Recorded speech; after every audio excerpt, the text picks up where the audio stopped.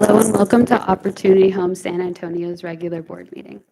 Please note this meeting will be recorded in its. We'll-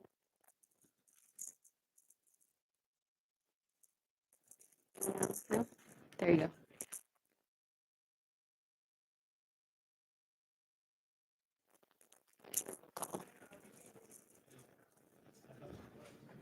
Maybe could.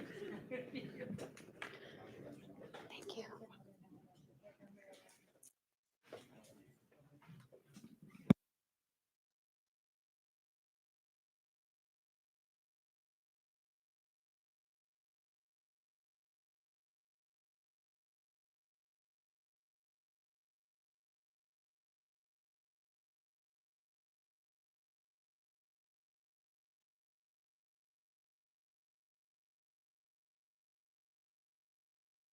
All right, good afternoon. Welcome to Opportunity Homes San Antonio's regular board meeting.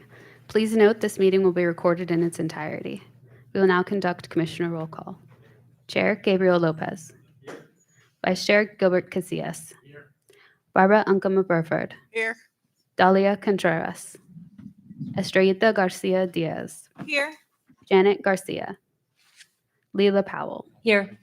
Doug Ponnick, Board of Commissioners Attorney. I'm here. President and CEO Michael Reyes. Here. We also have a Spanish interpreter should you need their support. The time is 1:02 p.m. You may call the meeting to order. Thank you. The Board of Commissioners or its committee may hold a closed meeting pursuant to Texas Government Code 551.071.076 for consultation concerning attorney-client matters, real estate, litigation, personnel, and security matters. The board or committee reserves the right to enter into closed meeting at any time during the course of the meeting. It is 1:02. Do we have any citizens to be heard? The list is coming toward you.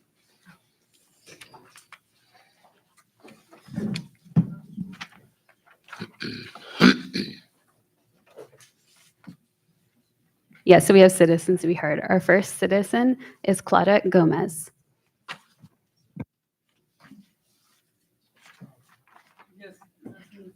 Ma'am, will you speak at the mic? Yes.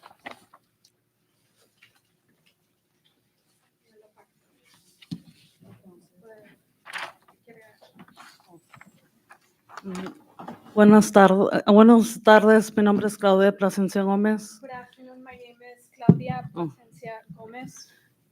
Quería saber que me estoy reportando que necesitamos seguridad en este apartamento en Blanco Apartments I'm reporting that the situation with security here at Blanco Apartments. y estoy reportando que están pasando cosas I aquí. wanted to report that there's been issues that have been happening.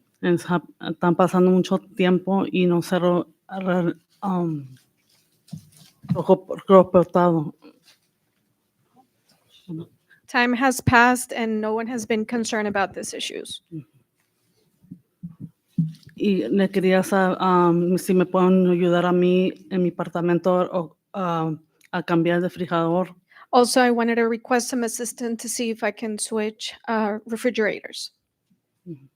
Porque está, sí, sí jala, pero no me está gustando cómo está. It works, but I'm not liking the way it is.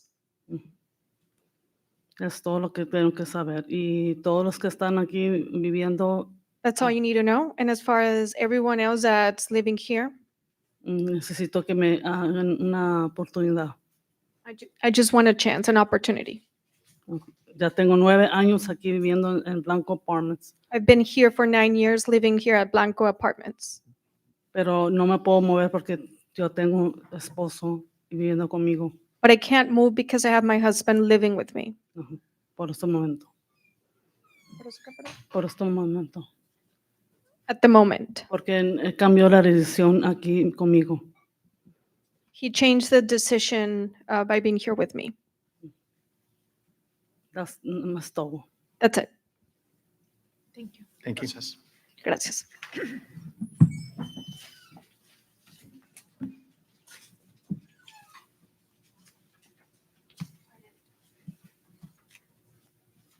Our next citizen is Eleanor Riojas.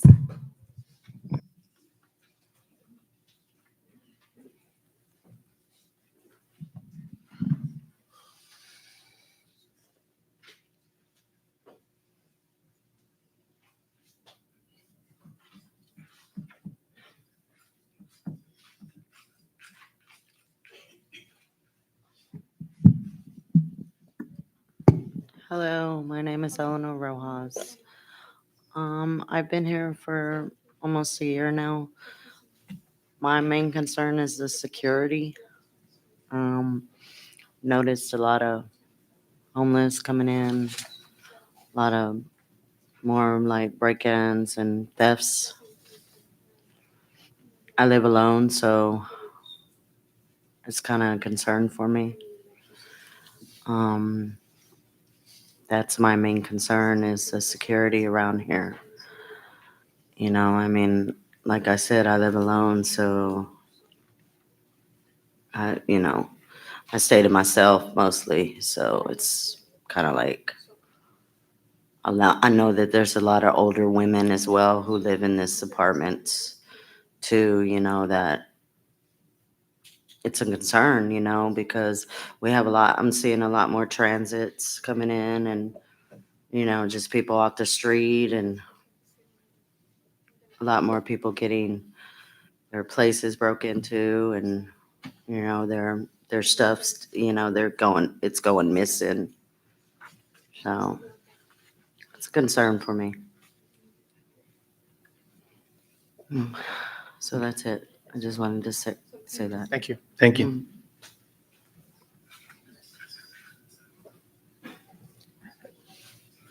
Mm. Our next speaker is Guadalupe Pesina.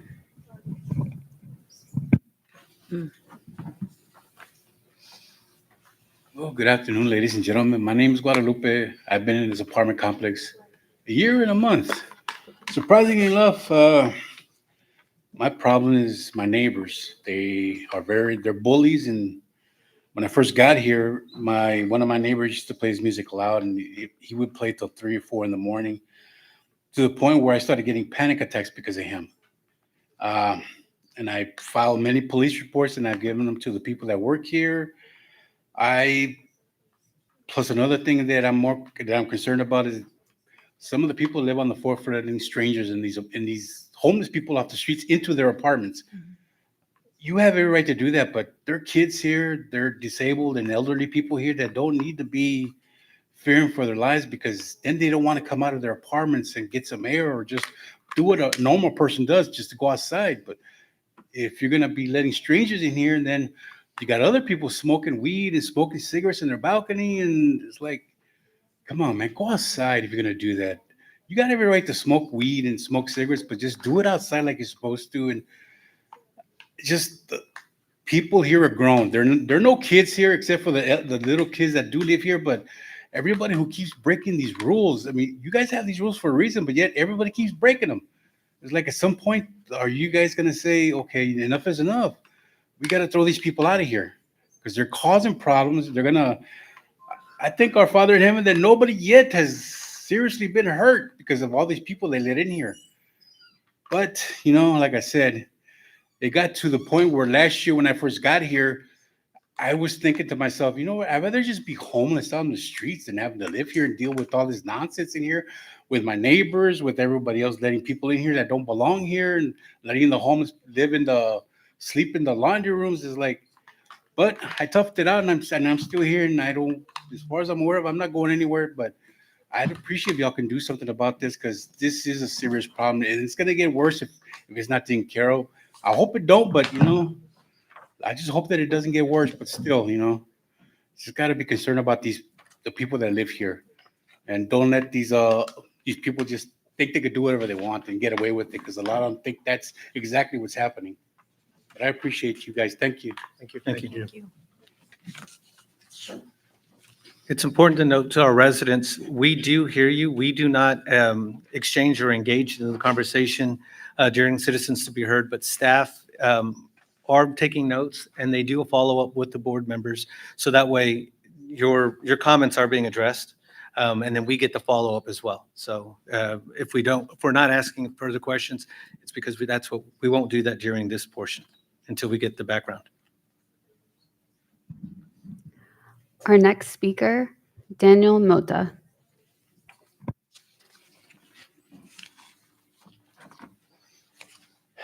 Hello, good afternoon. My name is Daniel Mota. I've been living here for 2.5 years. My concern is like what people have said is the security. People have been robbed here. Um, uh, just like about a few weeks ago, they robbed one of my friends who lives on the first floor. They robbed her bike in the middle of the night. Um, there's also like so many people, like the gentleman who previously said, there's a lot of people coming in and out, and I noticed that they always go on the fourth floor and everything like that. I've in the past I have caught someone sleeping in on the laundry room on the second floor. I've heard in the past that some people have actually sleep on the like homeless people sleeping on the right here on the by the stairs and everything like that. Um, we need like security to stay here, like to is as to try and keep that under control. And also, like I've heard at night some people screaming and yelling, so I don't know what's going on. And like there's a lot of elderly people here, and so I'm afraid like one of these days, like someone's gonna do something stupid and do something to them, and, you know. And also, my concern is the fire alarms. They go off. They go off like sometimes once or twice a night, and it's concerning because I know that most of the time it's not something major like this. I don't know what is it, why it goes off, whatever. But most of the time, there's only a few people that come out of their apartments when the lights when the alarm goes off. And my big fear is that if something like actually like a fire is going on, no one's gonna come out because they're gonna think it's a false alarm, and that's gonna probably cost some lives if like something can happen to them. And also know that some of the elderly people have like those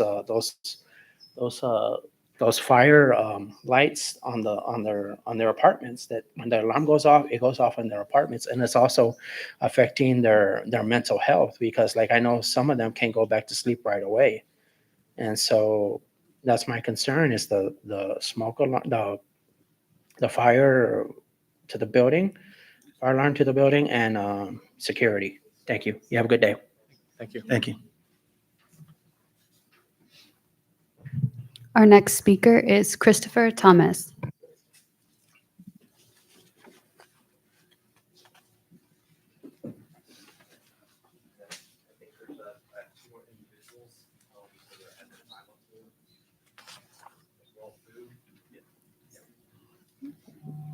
We see one, Mr. Nguyen. Is there another person on?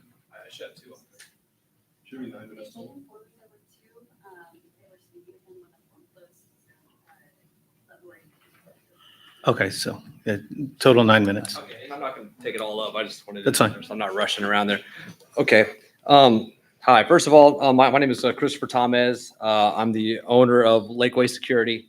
And today I kind of wanted just to kind of come and introduce myself. So I've come to the last 3 board meetings that y'all have had, and I've heard kind of the same things from the residents as far as the security, things that are going on, things of that sort.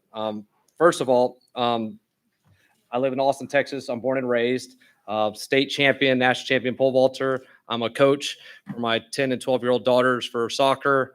I've actually gone to Uganda to help with President Museveni, help to secure his security system when he had an assassination attempt. So I've got some past and previous experience here. One of the things that I just want to say to the residents that are here, there is a security camera proposal that has been out there, and it's kind of been reworked multiple times, but they are going to have camera systems here soon. So you guys are going to have something. There's just been a few adjustments and a few changes, but I just wanted to let y'all know that. So they do hear you, and they do know what's going on. As far as experience that I have here with Saha Opportunity Homes, is I installed back in 2021, I installed a total of 35 properties, Wi-Fi expansion, when there was during COVID, when they were not allowed to. Well, there were some kids that weren't able to go to school. because of the COVID situation that was going on. So what we did is we put Wi-Fi extenders all over the place, so people that could not afford internet could actually go through, and they could also send off emails, and they could communicate. So they weren't left behind. We did 35 properties, 200 access points, and I think 100 point-to-points. That was the first project that we did. It worked out wonderful. It was nice to see the residents. They were so happy and so excited to be able to have Wi-Fi. I mean, it's such a small thing that we take for granted, but it was great. After that, we did another 28 locations. In that particular project, we provided our own equipment. We worked hand in hand with the IT department to make sure that that came across. And it's not that easy. When you put a Wi-Fi expansion, each facility was different. The elevation, you got trees, you have to have a clean line of sight. So there's a lot of work that goes into tail whenever you're doing that. Projects that we've done in all over the state. I've done all the homeless shelters in Austin, Texas, chemical plants, manufacturing plants, big ranches, houses, homes, and high schools, middle schools, things of that sort. The thing I want to talk about is whenever you're designing camera systems, there's three things that are real important. You have, number one, you have the cameras. You have three different grades of cameras. You have the entry-level cameras, which are kind of like for your homes, and then you have your mid-range cameras, which is going to be for commercial, and then you have your higher-end cameras, which are for industrial. And then after that, you have the design of the camera systems. If you have 100 great cameras and you don't put them in the right location, it's not going to work very well. It doesn't matter how good those cameras are. If you have 100 amazing cameras and you have a great design, but you don't have great software, that's not going to do very well either. So it's real important that you got to have all three of those things have to match. If you have great cameras and great design, but not good software, it's not going to work. If you have great software, great design, but not such great cameras, then that's not going to work either. I'm a big believer in when you design a system, it has to work. We had an incident happen. I heard somebody mention earlier there was like robbery and heard screaming. About 6 months ago, I had a situation in Houston, Texas. It was an 18-acre property. We did a total of 41 cameras. I got a phone call from one of their general managers. They needed help looking at something. I got on the computer, help. I noticed there's a whole bunch of cops there. First thing that they told me was they said, yes, looks like we had a shooting. Somebody was murdered and shot on the property. I said, okay, well, were y'all able to catch him? Good. And they said, not yet. He's hiding. And I said, okay, well, there's no way I'm going to find this guy. I've been in the property a few times. There's 41 cameras, 18 acres. It's not going to happen. And then someone said, well, we saw him at 9:15 on camera 17. Well, this is where I was able to go into action. So having the good camera systems is so important. We had a layout drawing, and each of the 41 cameras was detailed onto a map. So even though I didn't know the property, or somebody else didn't know the property, I was able to go to camera 17 at 9:17 a.m., and I was able to go to the map and follow it through. Camera 17, camera 22, camera 34, and then I was able to see they went into building 4. And at that time, in real time, I was able to, they had the SWAT team there. I said, he's in building 4. They left, were able to get the perpetrator and bring him out. So somebody that shot and killed somebody in real time, we're able to catch. That's so rare. It never happens. But that's why it's important to have good quality cameras, a good design, a good server, and then also have a map and layout. So those things are so important. So when something like what you guys were talking about earlier with this security, whether it be a fire alarm, whether it be somebody screaming, whether it be somebody yelling, you got to be able to go back and you got to be able to see these things. And so that's super important as far as where we had. And I know that whenever this project's been going on for about a year. So I know that there's some individuals here that are like, why don't y'all care about us? Why don't you care about us? And that's not true. They do care. They have been here. There's just been a couple things that have been going over. So they do care and they are watching.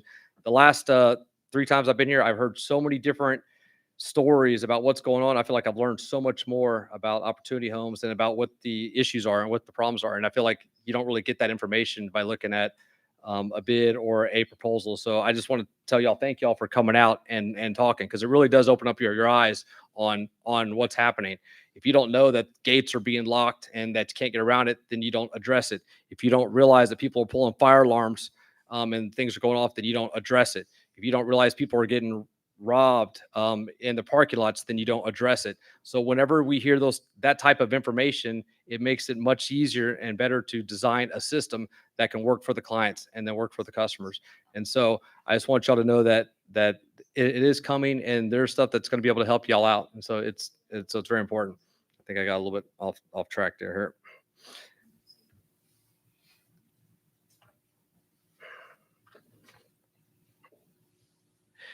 But so anyways, that's gonna be kind of pretty much it. I just wanted to come and just kind of tell y'all a little bit about who I was and about what we've done and about the importance of being able to design just the right systems and have it in place and just the things to take into consideration when building systems. So anyways, thank you for your time.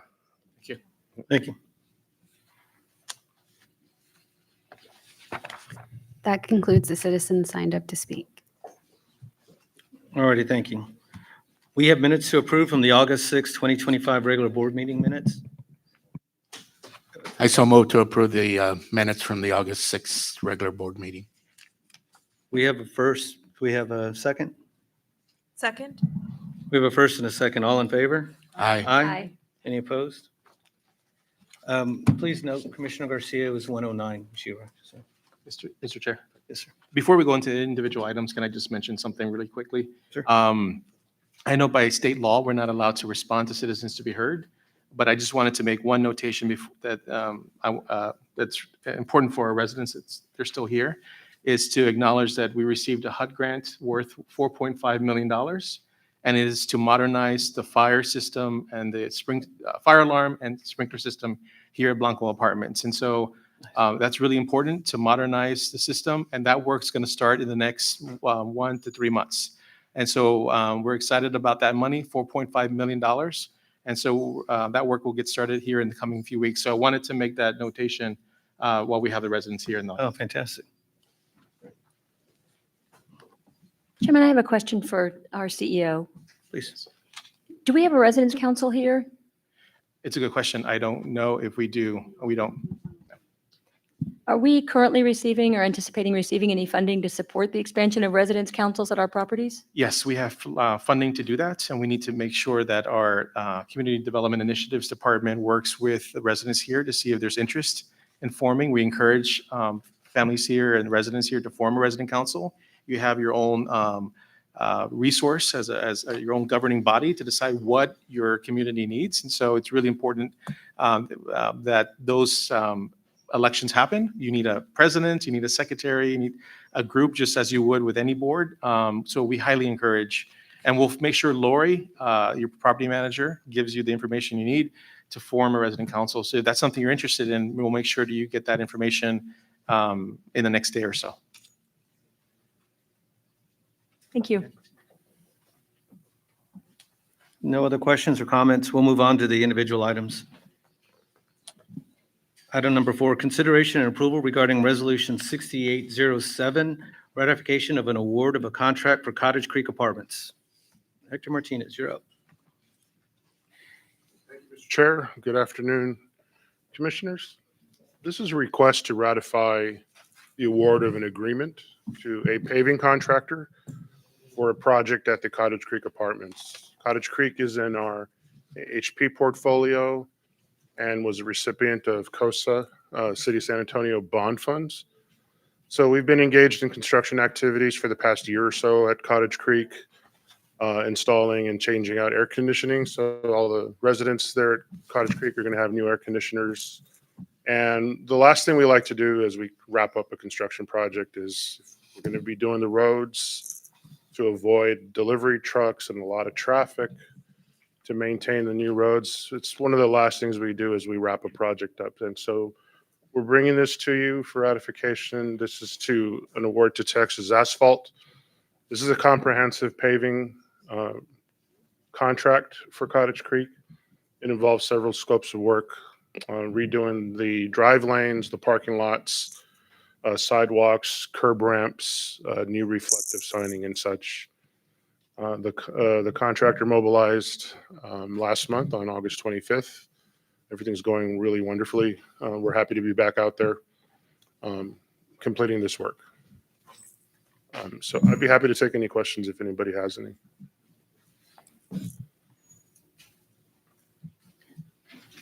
There's no questions. I'll take a motion for item number 4. So moved. We have a first. Do we have a second? Second. We have a first and a second. All in favor? Aye. Any opposed? Motion carries. Thank you, Commissioner. Item number 5, consideration and approval regarding Resolution 6808, award of contracts for asset management and consulting services. George Ayala, you're up. Good afternoon, Commissioners. To begin, I would like to talk to you about the purpose of this resolution. Opportunity Home requires consultants to provide various asset management and consulting services. These services will be project-based and will include a portfolio of expansion projects. Expansion with the services may include portfolio expansion project and contract management and operation efficiency analysis. This work will involve the comprehensive outreach with the board, management team, partners, and residents. Now, looking at the procurement process for this award, on May 6, 2025, Opportunity Home issued an RFP that was solicited to over 9,600 vendors, of which 117 vendors downloaded the solicitation. At the conclusion, we received 4 proposals. Our evaluation committee reviewed all proposals and evaluated them on the following criteria: staffing, qualifications, approach, price, and our Section 3 and SWMB utilization plans. Based on the evaluation, we are recommending the award of annual contracts to the 2 highest rated vendors, Dew and Associates Incorporated and Tag and Associates. These contracts will be for a period of 1 year with the option to renew for up to 4 additional 1-year terms. And with regards to the financial impact, the estimated annual expenditures for these services is approximately $500,000 to be funded by federal and non-federal funds on a project-by-project basis. At this time, Mr. Robles is here to answer any questions you may have pertaining to the scope of this solicitation. Any questions? Any questions with regards to the management consulting services? With none, I'll take a motion on item number 5. So moved. We have a first. Do we have a second? Second. We have a first and a second. All in favor? Aye. Aye. Any opposed? Resolution carries. Thank you. Item number 6, consideration and approval regarding Resolution 6810, award of a contract for fire safety systems inspections, repairs, and monitoring. George Ayala, you're still up there.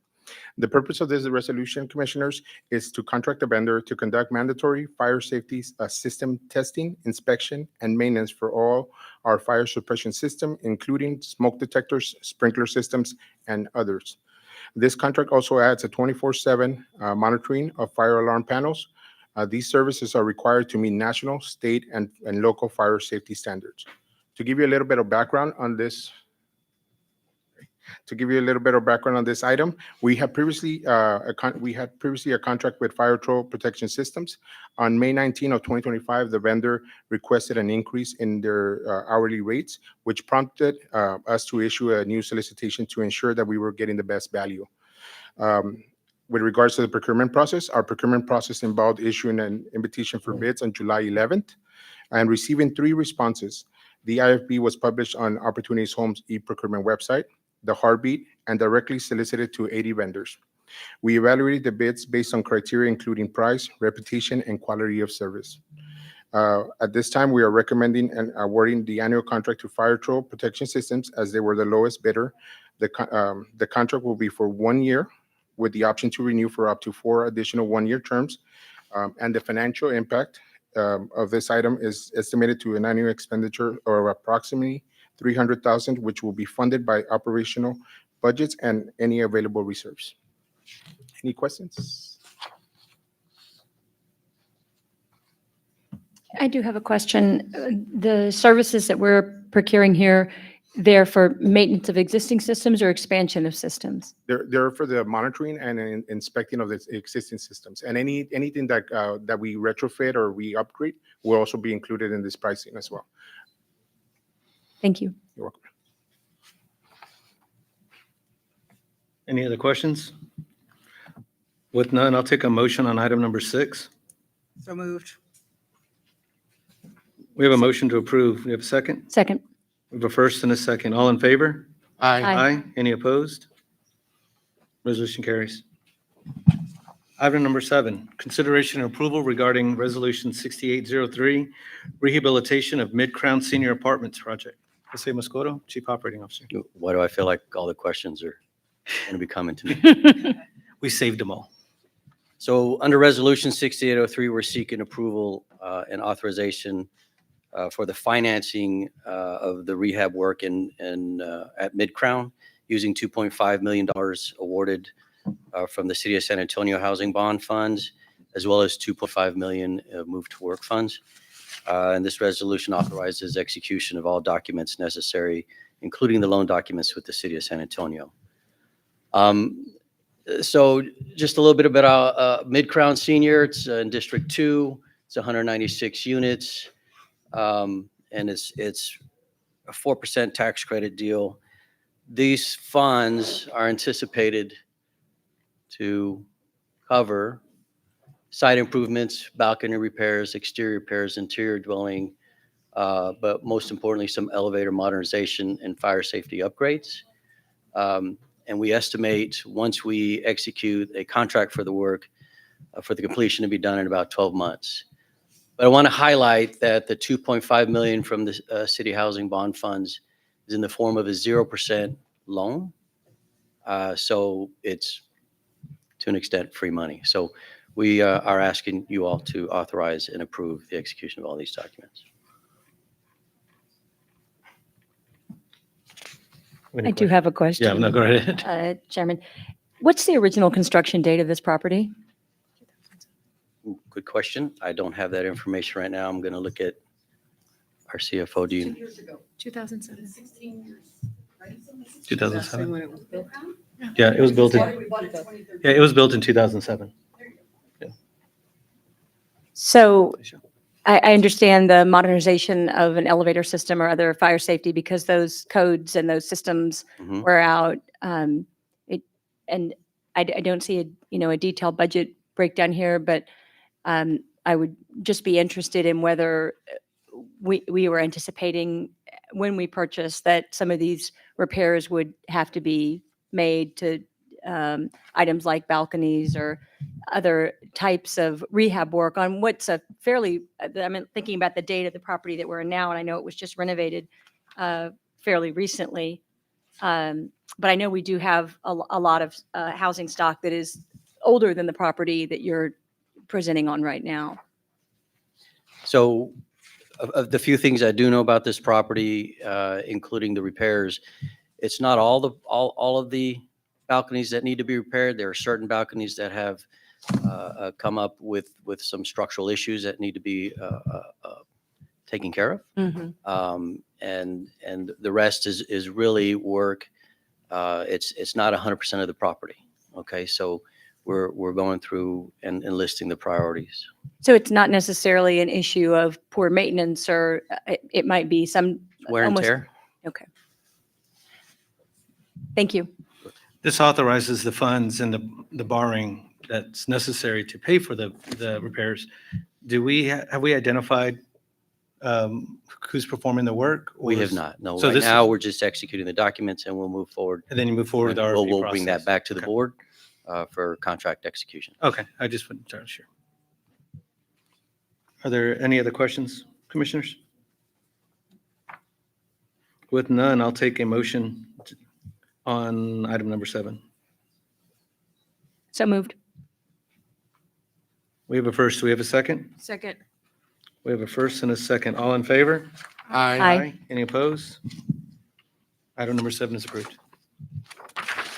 Item number 8, consideration and approval regarding Resolution 6809, Mid-Crown Senior Apartments Class B interest redemption. I guess this is the second half of it. This is the second half. So in 2023, I believe we acquired the majority interests of this property from the limited partnership. And what we're doing today is asking you to authorize us to acquire or for that limited, that LLC or Mid-Crown Senior Pavilion LP, which is the owner of the existing property, to take control and accept all partnership interests of the special limited partner in the deal, which still exists today. So, which is Mid-Crown Senior SLP. So in doing so, we're asking you to authorize us to use 50,100 of our, I apologize. Did we say we were going to use our AHC reserve funds to acquire those interests? So that's what we're doing today. Y'all This is understand? the second part of it. Yeah. And just as basically so that we can take over 100% control of all interest for this development. Are there any questions? If none, I'll take a motion on Resolution 6809. Move that we approve Resolution 6809. Okay, I have a first. Do we have a second? Second. We have a first and a second. All in favor? Aye. Aye. Any opposed? Resolution is approved. I just want to note, Mr. Chairman, this is part of our strategy of reviewing our entire portfolio and making sure that properties are well-maintained and cash flowing, and that where we do not have complete control of the property, that we seek to acquire it if we can, in order to manage that, or in order to have a better control over the asset management process. That's correct. Yes, thank you. Okay, item number 9, consideration approval regarding Resolution 6804, rehabilitation of Ravello Apartments project. Jose Mosqueda, you're still up. Okay, similar to our mid-crown that we just discussed, we're seeking approval in this resolution authorizing the financing of the rehab work at the Ravello Apartments, again, using 2.5 million of city bond funds, as well as about 2.5 million or up to 2.5 million of MTW funds. So this would authorize us to execute any and all documents with the city of San Antonio. So a little background on Ravello. It's off of New Braunfels Avenue. Next slide. So again, this is 252 units, 60% AMI units are 100% of those units are affordable. Zero public housing in District 3. And similar to Mid-Crown, a lot of upgrades to the project, site improvements, balcony repairs, exterior repairs, and then modernization of the elevator and fire safety equipment. And again, the bond funds is a 0% interest loan.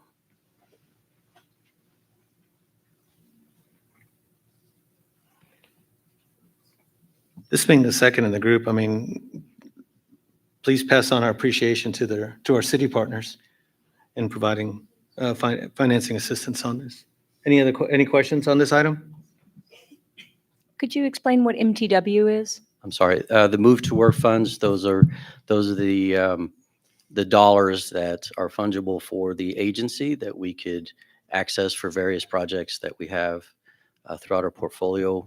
And this could be through our affordable housing portfolio. It could be used for additional work at our public housing portfolio. So it's just our opportunity to use funds a little more freely than most public housing authorities. And what's the purpose of the MTW program? It's to help us maintain our portfolios and properties for the residents, and that we're not as restricted as most housing authorities would be in doing so. Thank you. Do you have any other comments or questions? You're going to let Jose off the hook already? I got two more. I'm saving up my actual questions for later. Oh, okay, there you So go. I have a list. With that, I'll take action on, gosh, what was it, 6804? 6804. Item number 968, Resolution 6804. So move. Okay, we have a first. Do we have a second? Second. Oh, there we have a first and a second. All in favor? Aye. Any opposed? Resolution carries. You're approved. Item number 10, consideration and approval regarding Resolution 6805, Dietrich Road Apartments, loan authorization. You're up, Jose. Okay. Dietrich Road. So again, asking your authorization to execute loan documents for more free money from the San Antonio Housing Trust. These are actually two separate loans, one for 200,000, one for 450,000. I believe I got those numbers right. But again, these are interest-free, 10-year forgivable loans, and totaling 650,000 for the use of rehab work at our Dietrich Road Apartments, which is 30 units. Our current affordability there, we have 19 units are at market rate. We have 6 units at 80% of AMI, and then we have 5 units that are at 50% of AMI. With these funds, the Housing Trust is creating 25 new affordable units, requiring us to be at 60% AMI for those 25 units. So I wanted to highlight that piece for this loan. But again, total of 650,000. I got them backwards. It's 401, 250 in the other for Dietrich Road rehab work. And again, there's some structural issues with, I believe, with some balconies there and some other modernization that needs to take place with roof repairs and exterior siding. Any questions? Go ahead. Mr. Chair, if I just can add that this is right across, almost across the street from Town to Twin Village, the Program Correct. Supportive Housing communities. And this will help us expand affordability in that area. And I just also wanted to publicly thank the San Antonio Housing Trust for being a partner and providing us these funds, which we're going to put to good use. Good, yeah. That's important to note. You know, we said the city of San Antonio had participated with us. Here's another deal with the San Antonio Housing Trust. So definitely, we appreciate their belief and investment in what we're doing, and certainly in that part of the area. That'll be good for the community there. So that said, I'll take, if there's. Well, I do have a question. Mhm. I visited this apartment once during National Night Out, and some of the apartments were inside the apartments, flooring and stuff like that. All that stuff's going to be repaired also with this work. That is the plan, yes. Thank you. And you may not know the answer to this question. I do have one additional question. With the Housing Trust funds, do you know the source of that loan capital? Is that their PFC income? It is. Thank you.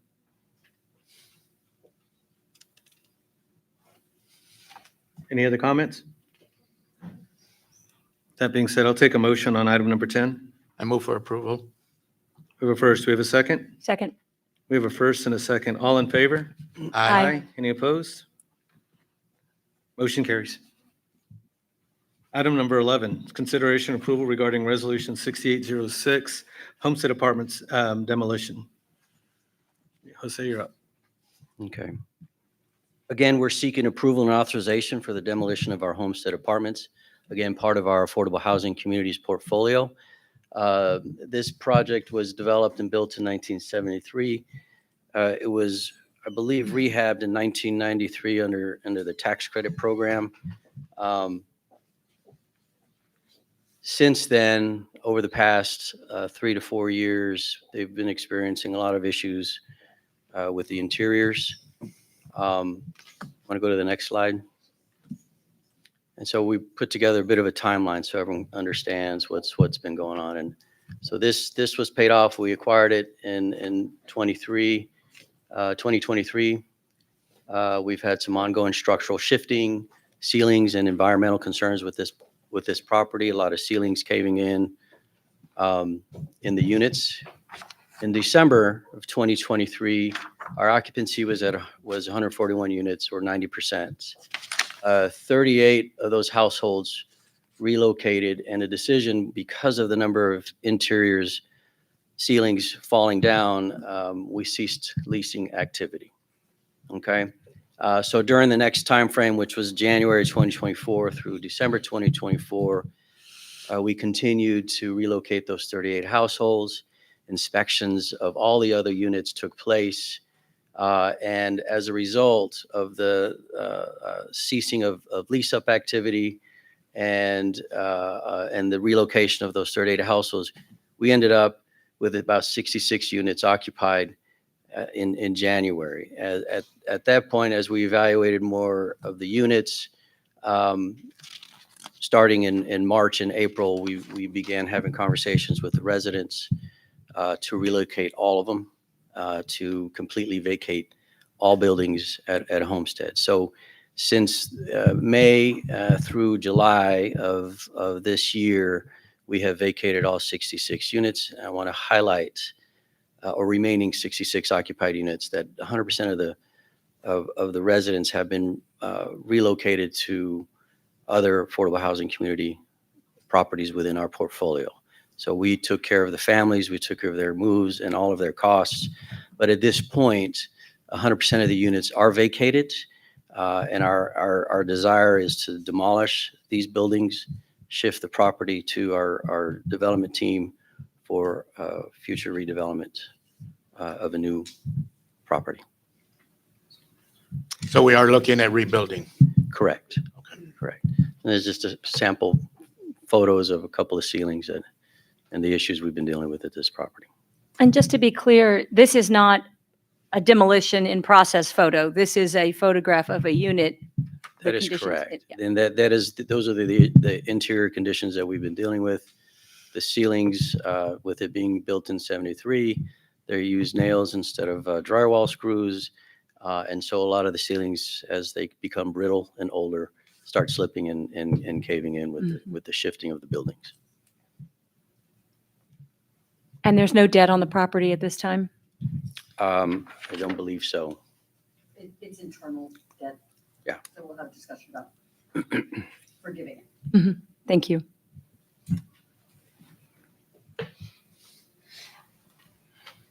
Any other questions or comments? With none, I'll take a motion on item number 11. I move we approve item number 11. Okay, we have a motion to approve. We have a second. Second. We're first and a second. All in favor? Aye. Any opposed? Resolution's approved. I'll take a point of privilege. We're going to move item number 12 to the end of the meeting. We're moving to item number 13. Update and discussion regarding the quarterly financial report.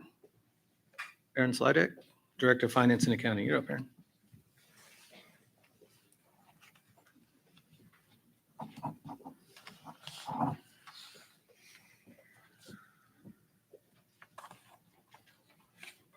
Good afternoon. So I've been informed that we can proceed one of two ways for this because there's a discussion item. And I will state that a lot of this being that it's the last quarter of the fiscal year, I'm going to be repeating myself from the last quarter because we kind of carry that trajectory, which is a good thing. But we can I can present this per usual, or we can go straight to discussion questions if you've had a chance to read through the report. Folks, y'all want to just go straight to the discussion portion? I know that sometimes there's just highlights that y'all are interested in knowing. I think I'm Or we mainly can- interested in knowing more about the transition from Beacon Communities and Affordable to the AHC portfolio and the improved position. So that would be my main area of interest. Okay. Well, let's go ahead. Let's proceed, just high level, but that way we don't have to go too far in it. They'll pick up on the questions as necessary. Okay, sounds good. So this is always a comparison of actual to budgeted performance, but in light of the losses incurred in the public housing portfolio in previous years, we've been providing an update on where the actual net operating income has been. So I'm very happy to report that public housing saw a significant improvement in net operating income from June 30th, 2024 to 2025 of about 13.7 million. And our AHC portfolio also followed suit with an increase of 11 million. And these positive results were primarily driven by lower maintenance costs and higher tenant revenues as we focused on improving our operational efficiencies. But can I go to the next slide, please?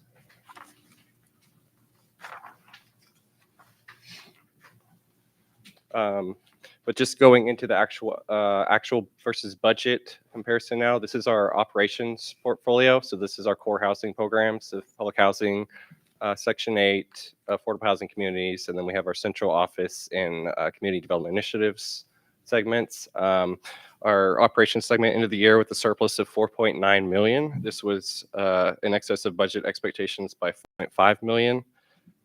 Driving this was total operating revenue. It's exceeded the budget by 0.1 million. And this was thanks to grant revenue, which performs significantly better than expected. And a big part of this year was due to the public housing shortfall funding.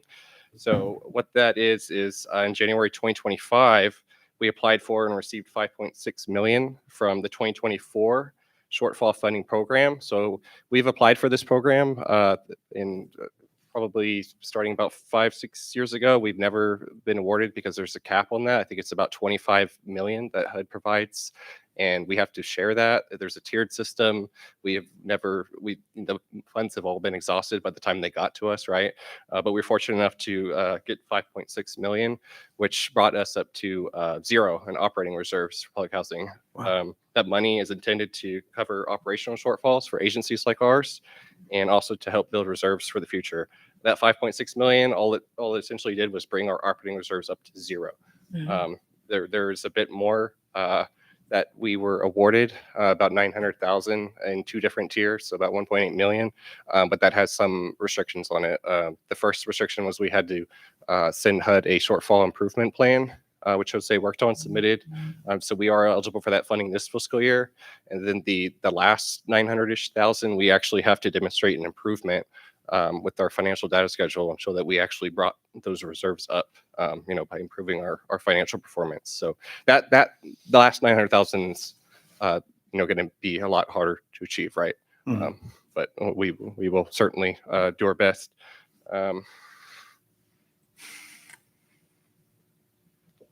So that was the good news. Despite that, tenant revenue did come in 3.9 million below budget. This was primarily due to the AHC portfolio.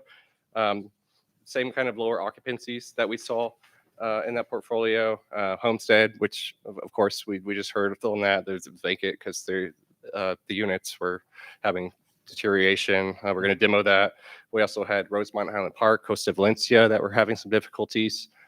We are going to sell those. We're planning to sell those in the coming month.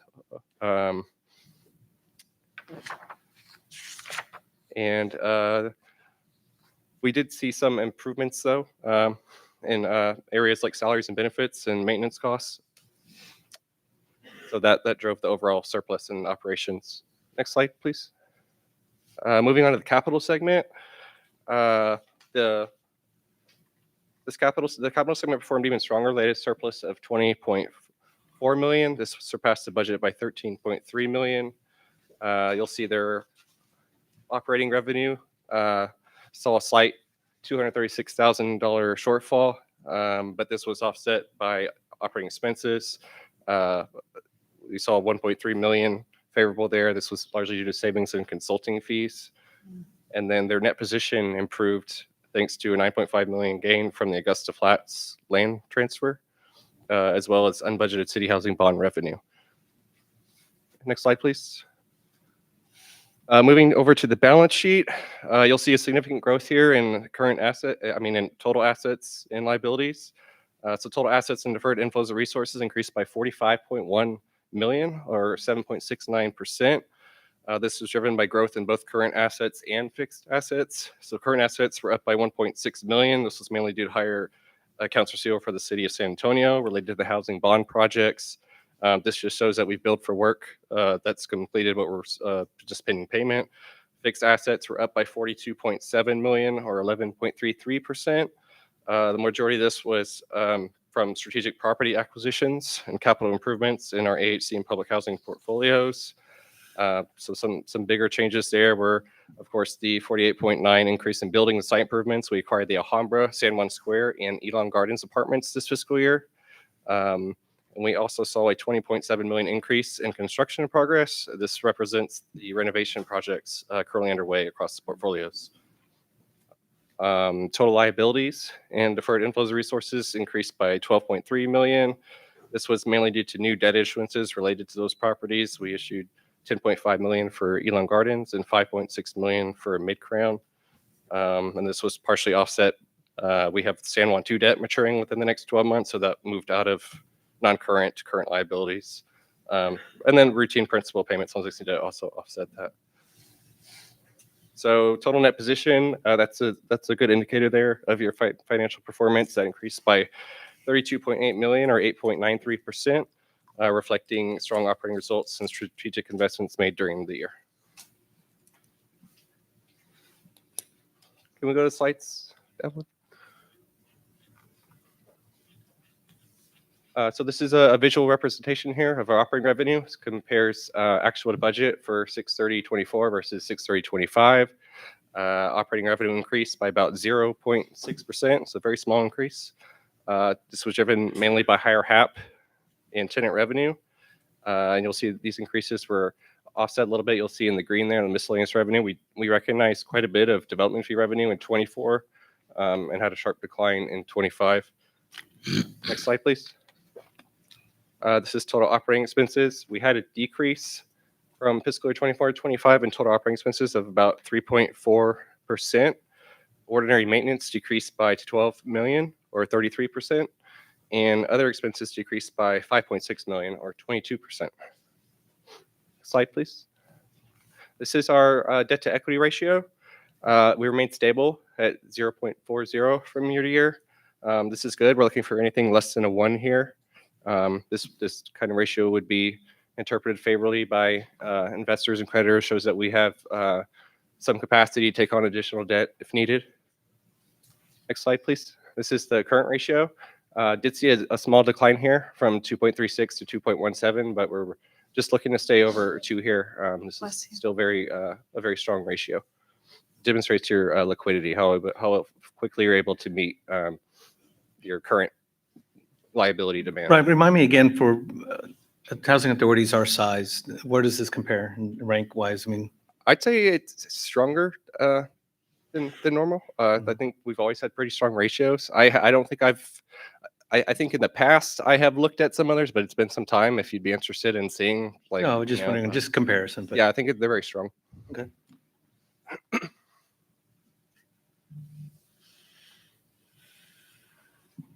These are our moving to work expenditures. This looks quite a bit different from the end of last year. You'll see that for the public housing operating shortfall, we only drew 3.42 million from the capital fund program for operations, and that is because we were able to receive the HUD shortfall funds this fiscal year. That's the end of the slides. In your packet, you also have a quarterly cash and investment summary. We're required to present that to you as part of the Public Funds Investment Act. Overall, for the quarter, we did see a decrease of 2.6 million in cash and investments. There was a lot of cash movement, but the main factors were we saw a 2.2 million Section 8 outflow. We used 2.1 million for development project funding, and we saw a 2.8 million decrease in restricted cash at AHC properties, and this was partially offset by 4.6 million in loan repayments and funding for future development. So while cash investments were down this quarter, this decrease was expected due to development and operational needs. So certain things like loan repayments helped offset some of these outflows. We also made loans to partnerships. But yeah, I think we're well aligned with our long-term goals on that front. Okay. Mr. Chair, if I can just summarize Aaron's presentation, we ended the fiscal year with almost $5 million in surplus in operations, $20 million surplus in capital, both significantly above budget. Given that we were facing $26 million deficits a summer ago, we've ended the fiscal year really strongly with a net position increase by almost $33 million. So it's a huge turnaround from summer ago. And I just wanted to thank the public housing team, the AHC team, Diana, Muriel, and Jose, who really were doing the grunt work to make sure we're meeting the salary costs, the maintenance costs, making sure those are streamlined. So there was a lot of work. So these numbers, you heard now, it took a few minutes to present, but it took a year's worth to get it here. And I just wanted to acknowledge all their hard work. I want to comment with that. I agree, without a doubt, to staff, to the employees, certainly to the accounting group and helping us from that perspective. When we started down this road, even longer, 2 years ago, we identified there were these 5 areas of opportunities that the board had identified as we need to get a hold of. And y'all are doing it. We're seeing that on this end. I had written down 2 things that came out of it. The higher tenant revenues, definitely. I think, we set out to cure the rampant non-payment of rent. And, we've entered into an agreement as a board. We have said we've entered into an agreement with our residents. We do our part, they do their part. And, but that takes management, takes time.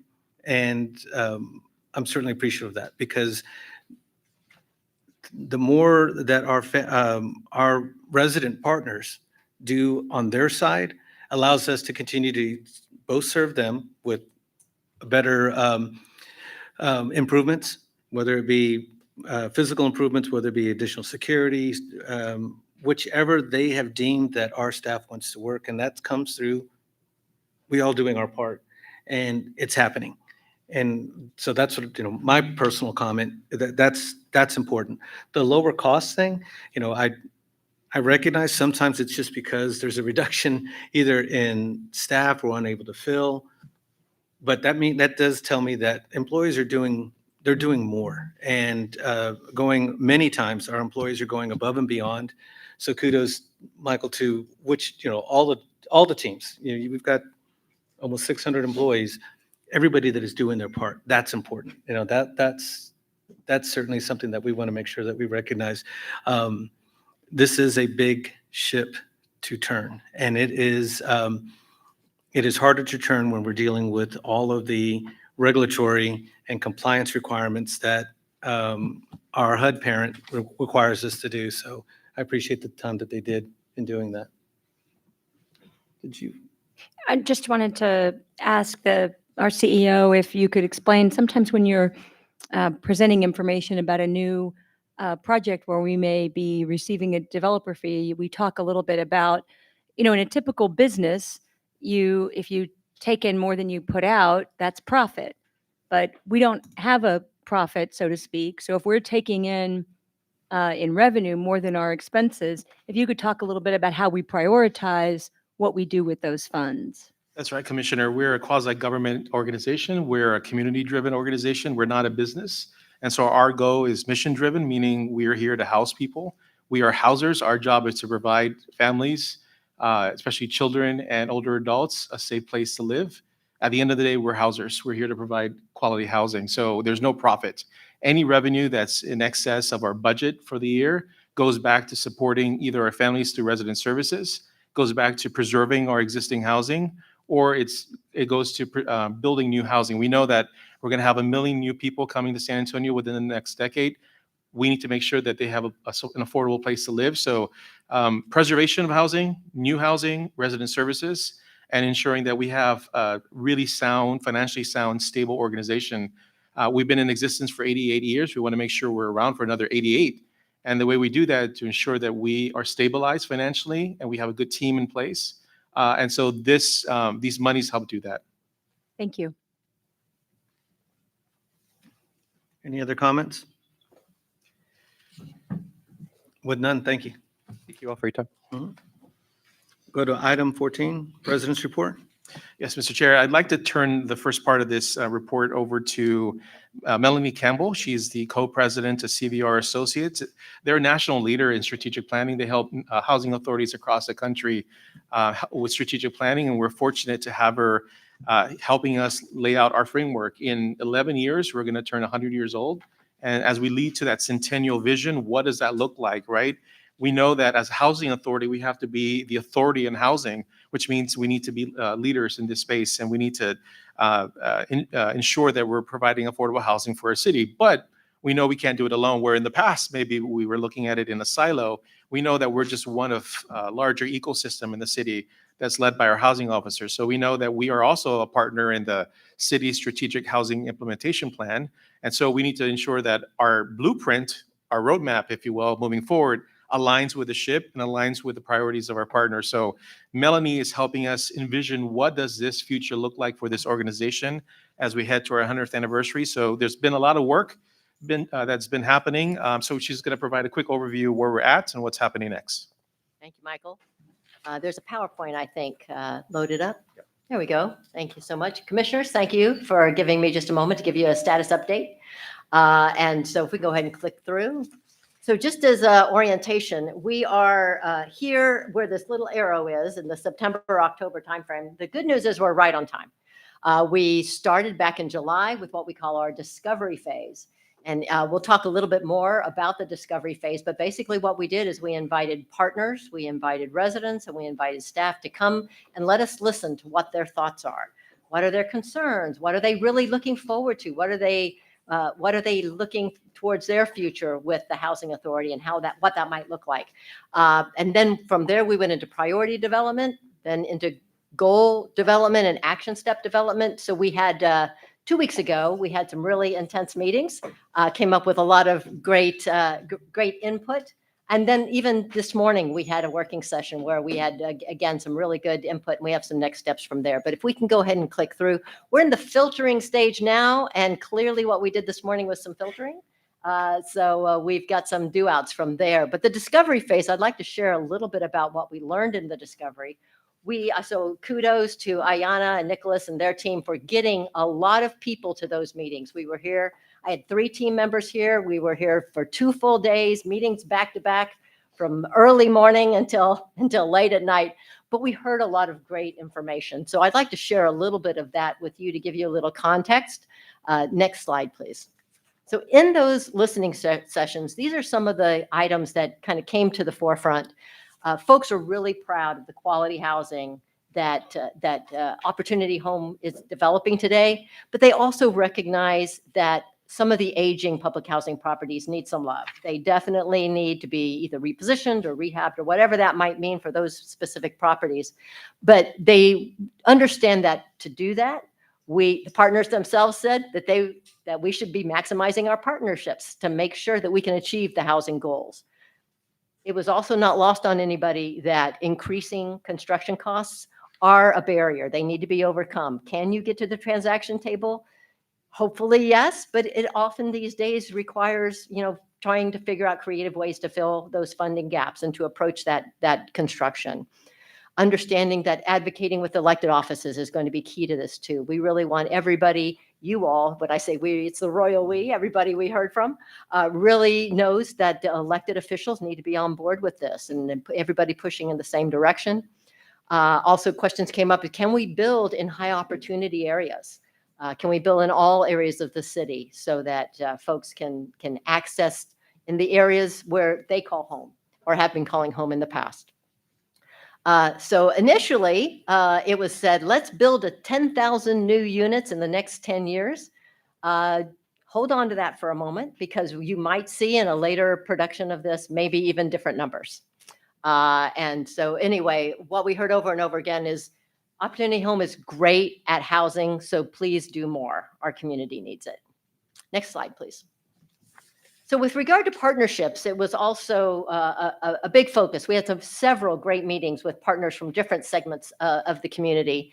But they also, I want to just point out, they are really appreciative of how Opportunity Home is engaging with them. They particularly pointed to the Power Hour and how much appreciated that is by the attendees that come to those Power Hours and just really want to know more and learn more about Opportunity Home, its operations, and how they can be helpful to move Opportunity Home to whatever success looks like for them. Also a topic that came up with partnerships is resident services. Certainly, many of these resident services can be more robust when they are done in partnership. And so the question becomes, what resident services should be focused on? A conversation came up about breaking the cycle of poverty. What might that look like? Can we break the cycle of poverty for families? And can partners help us engage at the right points of time for these residents and their families to be successful, but also knowing that seniors, this is where seniors are likely to age in place. How can we do that successfully and have the right partners alongside to make that happen? But what also the partner said is, how can we help you make more residents more aware of what services partners can bring to the table? So it was really great to hear the partners' willingness to come to the table and to want to be part of a solution, whatever we define that solution to be. Next slide, please. We also heard from a number of staff in a number of ways. So certainly we had a number of staff that came to our listening sessions. They were very, very engaged. They want to learn more. They want to do more. They want to move up in the organization. They want to be cross-trained. They want to better know where they can access information like standard operating procedures and policies so that they can do their job better. They want even more internal collaboration and communication. They want to be more vested in the organization that they are employed by today and hopefully stay with in the years to come. They want more technology. We heard from your staff members, we want to work smarter. We want to see how technology can help us do our jobs better. So those were all great things to hear. My team and I walked away with all of that information. And then, if you could click to the next slide, we conducted a survey. So we said, let's hear what more we can learn from our own staff members. So just a few things I wanted to share with you. One, we got really great participation in the survey. It was an online survey.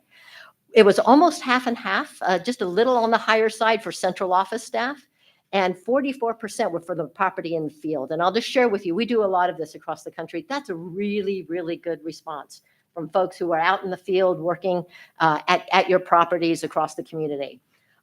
We also learned, and I think you guys probably know this already, but that a lot of your staff are relatively new to Opportunity Home. You've got a lot of tenure, but frankly, about half of your staff have been here 5 years or fewer. There's an opportunity to really address how they would like to spend their career, hopefully working with Opportunity Home. I'd just like to point out a couple of things that we heard in the survey. One thing about what kind of put this into the bucket of what I call themes of hope. They're very hopeful and thankful for the current leadership. They think very highly of the current leadership. They want to make sure that they have stable leadership moving forward. That was great to hear. They also are grateful for the community engagement. They feel like they're being engaged with is certainly by being asked to come to the tables and let us hear from them about what they'd like the strategic plan to have. But they appreciated how they feel like there's more engagement now from leadership of the organization. And I guess as certainly even depicted here with you bringing your meeting right here to a property. But they also, the staff specifically, are looking forward to their own professional growth. Again, I can't say that enough. It was really heartening to hear that they want that to continue. We also heard a lot about supportive service programs for residents. They are hopeful that that will continue, whatever it might look like, that they can continue to be a part of bringing supportive services to your residents. Things leadership is doing right, another bucket.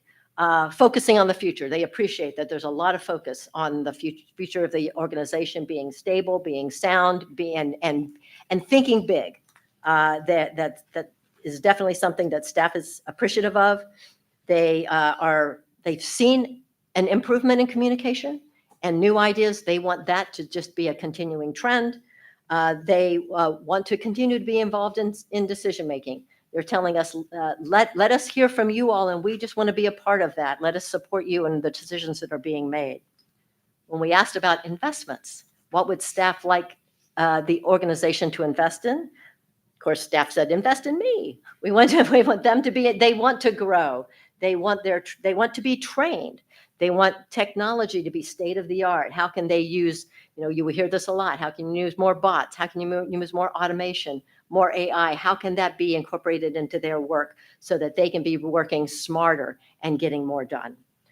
They also, when areas for improvement, they work at the properties that need more than a facelift. There's great need for rehab.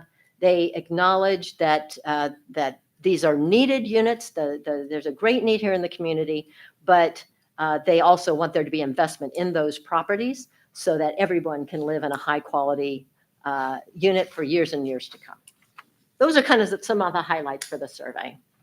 The good news is it resonated very closely with what we heard in our listening sessions as well.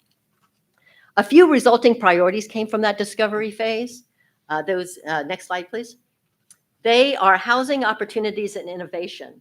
I'll share with you, we had a working session this morning. When you see something like this again, it might look a little differently, but I think what we learned in this morning is we don't want to lose any of that great work that happened 2 weeks ago over 2 full solid days of brainstorming with I think there were 50 staff members that were a part of that really creative, great thinking.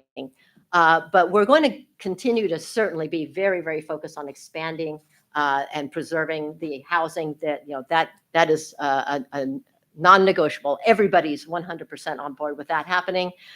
Partnerships and resident services, as well as investing in staff and operating efficiencies, that all comes together. We also know that one thing we want to bake in here that we've got some more work to do on is certainly continuing the efforts to move people along to self-sufficiency if they're a family, aging successfully in place if they're a senior. So all of that work is continuing to move forward.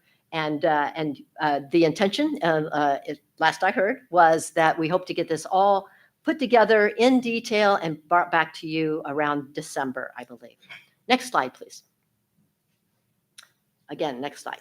Envisioning. So again, we worked 2 weeks ago on goal statements, objectives, action steps, all very measurable. We followed the SMART, SMART approach where things are measurable, things are attainable, making sure that they're time bound so that we can have a target that we're aiming for to get them done. Next slide. These are just all the names, or most of the names, of the folks who spent 2 full work days pounding out the great work that we have to date that's going to be continuing to be the foundation of ultimately what becomes your final strategic plan. Next step. Again, here's the framework we use. Overarching goals. Objectives are the high-level pieces of those goals. These are things that really, again, they're measurable, but they're still very high level so that we can communicate to folks, here's where we're aiming, here's where we're heading towards, so that everybody can understand what those are. And then the action steps are a little weedier. What are the very specific measurables that would make each objective successful? So that's the work that's going to continue on until everybody is in a really good place, and then it comes back to you as the board. Next slide.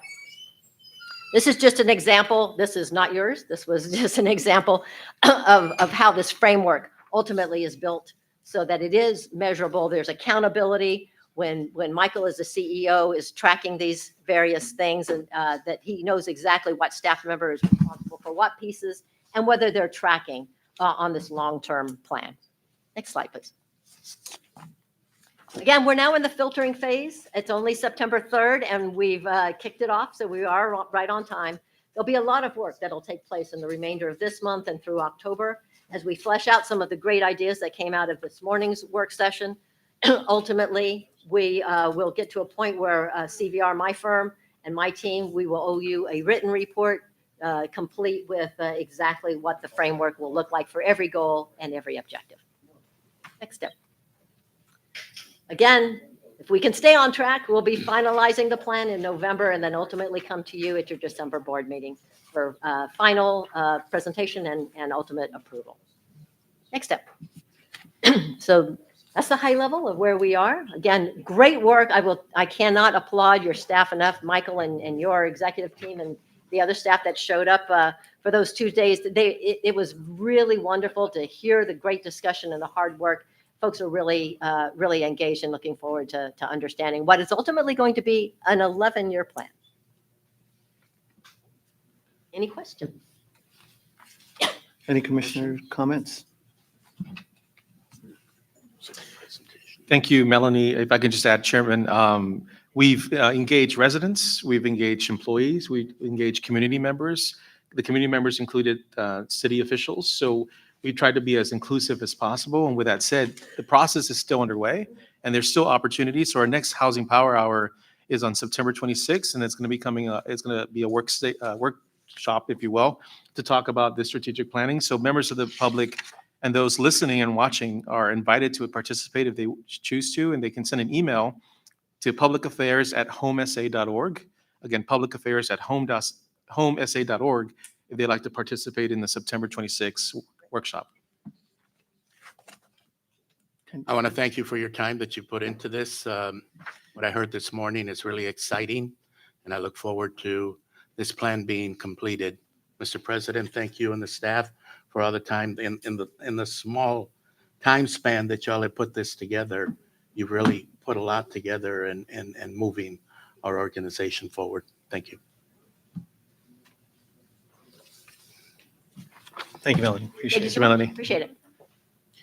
All right, Mr. Chair, I'll continue the President's report, and it's a pretty long one, but I'll make it as short as possible. First, I wanted to thank you and Tim Alcott for joining our partners and the city and Atlantic Pacific Companies, OCI Development, and PNC Bank for the grand opening of Vista at Reed on August 19th. It's our newest affordable housing community. This community is based in District 6 and provides families with close access to high-performing schools, employment opportunities, and supportive services. I also want to celebrate the fifth home in the Villa de Fortuna subdivision, which officially closed on August 25th. It's a milestone for the Westside Reinvestment Initiative, a home ownership initiative between Opportunity Home and the city of San Antonio. The Ortiz family, they're photographed here on the screen, utilized down payment assistance from the city and closing cost support from our organization to make their home ownership a reality. So we're excited for them. At Rosemont at Highland Park, we had a partnership with UTSA, the city, and SAPD to successfully reduce violent crime through an evidence-based pilot program. In June 2024, our property was selected as the first site for the problem-oriented, place-based policing initiative after being identified as a crime hotspot. Over a 6-month period, staff implemented 14 of 19 recommended strategies, focusing on physical improvements like upgrading lighting and repairing fences, community engagement through resident surveys and events, and targeted interventions for issues such as nearby unsheltered encampments and school truancy. Within months, this approach led to a 50% reduction in violent crime at Rosemont, demonstrating its effectiveness of our collective strategy in improving community safety and resident well-being. So I just wanted to congratulate our staff at Rosemont, our Director of Security, Domingo Ibarra, and his team for working with UTSA researchers, the city, and SAPD. Moving ahead, I wanted to celebrate our August 22nd resident scholarship ceremony. We rewarded resident scholarships to 29 deserving students during a special ceremony. It was really nice to see all the families in attendance watching their scholars get recognized for their academic excellence and to receive much needed funds to take their education to the next level. So I wanted to thank our CDI staff for hosting another great ceremony and creating pathways for our residents to achieve their goals. And I also wanted to thank our commissioners who attended that ceremony. We had another successful year of back-to-school events where we hosted 30 public housing and AHC properties the last few weeks. Residents from Casiano, Lincoln, Mirasol, and Alazan, to name a few, enjoyed free access to school supplies, hygiene products, reducing the financial burden of seeking these funds. So I'd like to thank our staff for putting these great events together in August. It's hard to believe school already started, but yeah, back to school kept us busy in August. On August 4th, we participated in the City Council's 6th Back to School event at the Cuellar Community Center. Our team engaged with numerous residents, providing valuable information on housing programs and current mixed income community vacancies. I'd like to thank Councilman Galvan and his staff for welcoming our organization to the event and providing us with the opportunity to share our mission with the community. Youth residents from our public housing communities graduated from the CompuDot Digital Skills Builder class on August 1st at Charles Andrews Apartments. They spent a week learning to develop websites and apps based on their interests, which range from music to sports. The students who participated in the course each earned a free refurbished laptop to help them further their skills. We'd like to thank our collaboration with CompuDot to give students an opportunity to explore potential career paths that can provide stability and growth. And finally, on August 29th, we hosted our 6th installment of our Housing Power Hour. This is really gaining traction, as I mentioned before. This event on August 29th focused on our vast wraparound services with a reminder that it's more than sticks and bricks. It's also the supportive services we provide our residents. So our partners, including the city and all of our housing partners in the ecosystem, walked away with key insights on these programs and how we can leverage these relationships to provide stability for our residents and to ensure they age in place and they have tools to move on to the next step. And as I mentioned, on August 26th, our next power hour will be on strategic planning. That's important for us to note because, as we heard from Melanie, strategic planning is important as we move forward. So with that said, I know that was rather long, but thank you for your patience, and that ends the president's report. All right. With regards to WRI, how many more single-family lots do we have there? We have 21 to go. We just finished building 4. They're on the market, and we'll start taking offers the 15th of this month. Okay, nice. Okay, with that being said, Vice Chair. At this time, I'd like to take time to thank the management and staff here at Blanco Apartments. Blanco Apartments is in City Council District 1, County Commissioner Precinct 4, and their congressman is Congressman Casar. Community manager is Lori Trevino. Thank you for your hospitality. Also, the maintenance supervisor, the assistant manager. Thank you for hosting us for this meeting. Okay, the time is 2:26. We will recess the regular board meeting. We will go into our nonprofit corporation meetings. The first one being the San Antonio Housing Development Corporation. Counselor, we do not need to do roll call. No, sir. Okay.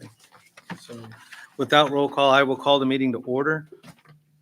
The Board of Directors or its committee may hold a closed meeting pursuant to Texas Government Code 551-071-076 for consultation concerning attorney-client matters, real estate, litigation, personnel, and security matters. The board or committee reserves the right to enter into closed meeting at any time during the course of the meeting.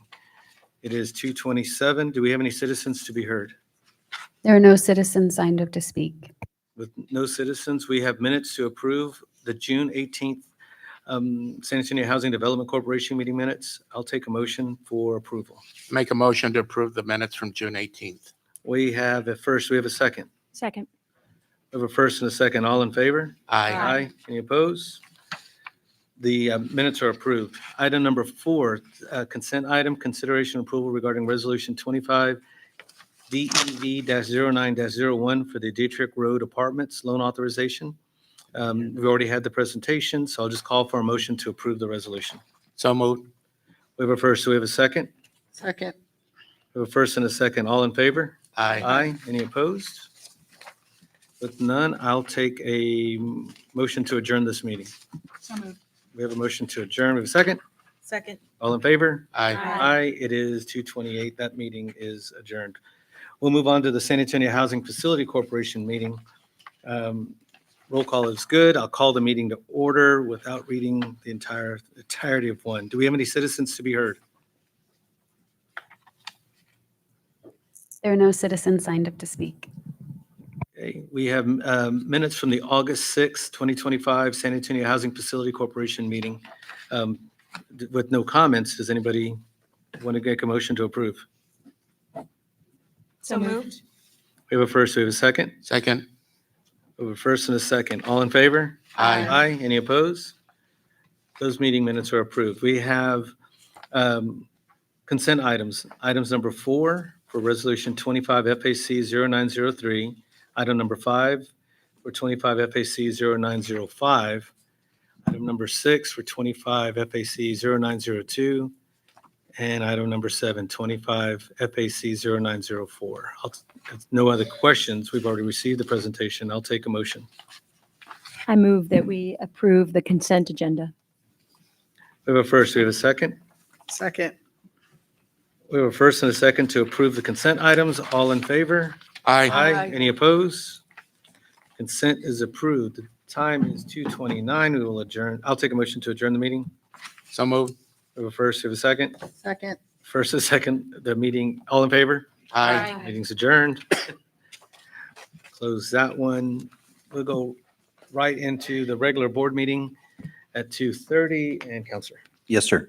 The board will be convening in closed session under sections 551.074 and 551.071 of the Texas Government Code to discuss with the attorney regarding an allegation of conflict of interest, to consult with the attorney and consider the CEO performance evaluation instrument, and to consult and discuss with the attorney the Board of Commissioners annual elections. The time is 2:30. Okay, we are in closed session. Thank you to the residents and other team members that were here today for today's meeting.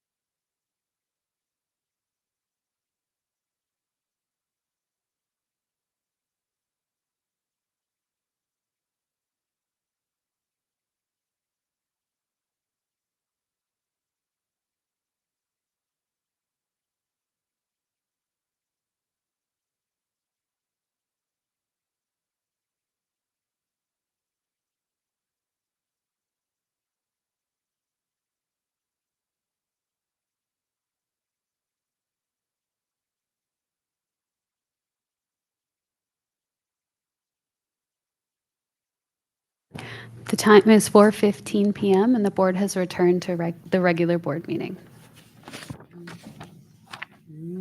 I think I put my. We have one item that we left. It's this one. Thank you. Item number 12, Board of Commissioners Annual Elections. Mr. Chair, members of the board, annually, the board elects a chair and a vice chair, and that's the purpose of this item. The way elections work, unlike a motion where there's a motion and a second, when someone is nominating someone, there doesn't need to be a second. And then once the office has received all the nominations, if let's say there are two people who have been separately nominated, then there'll be a call of votes among the commissioners for the nominees in order of their nomination. And the majority then prevails, and we select then that officer. So there's a chair and a vice chair. At this time, with board's permission, I would ask for nominations for the position of chair. I move to nominate Esteta Garcia Diaz for board chair. And again, there's no need for a second, so that's one nomination. Are there any other nominations for the position of chair? If not, I would go ahead and ask, I would say that the nominations are closed, but I would go ahead and ask for the board to vote to approve or disapprove that nomination. All those in favor of approving that nomination, please raise your hands and say aye. Aye. Are there any opposed? Okay, we have a new chair. Congratulations and condolences.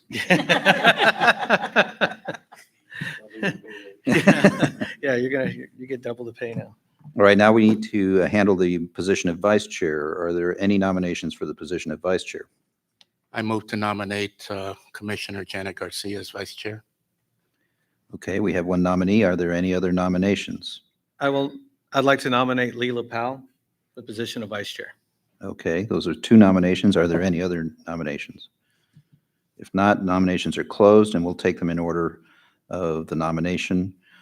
All those in favor of Janet Garcia to be the vice chair, please raise your hand and vote accordingly. Aye. Aye. Okay, those are two votes.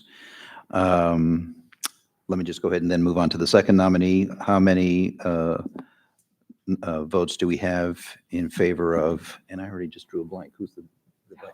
Powell. Sorry, Leela. The unforgettable Leela Powell as vice chair. And we have a show of hands and a voice vote for that nomination.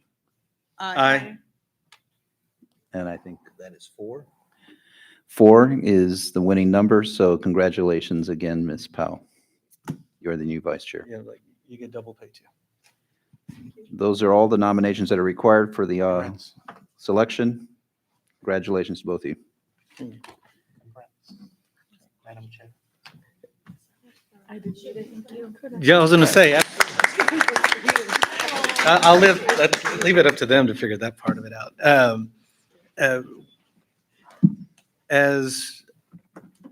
Actually, Madam Chair, with your permission, I'd like to at least remind the remaining commissioners, we do have the procurement activity report that y'all did have in front of you, as well as the other resources that were provided. Those are for your review. The last bit is, from a personal perspective, I am beyond proud of staff, what they've done. Michael, you took over for a tough time for this organization, and congratulations, you did well. It is, we get it. There was work. You've outlined a bold, it is courageous to say that you're going to be pushing your teams to do what you shared with us today. Keep it up. We are thrilled for that. Your board remains in good hands, and they're being supportive. So it goes without, your teams are doing a fantastic job. So thank you for molding, creating, and delivering on that. So that helps. So it's not a sad moment. It's a great moment for this organization and how we move forward. So, Madam Chair, it's your meeting. I don't know what that means. You can call for motion to adjourn if you'd like. I'd like to call for a motion to adjourn. So moved. Second. Motion passes. We are All in adjourned. favor? Oh, all in favor, sorry. It's going to take some practice. Aye. Aye. Aye. Any opposed? Any opposed? With none? With none, we adjourn today's meeting. Yay.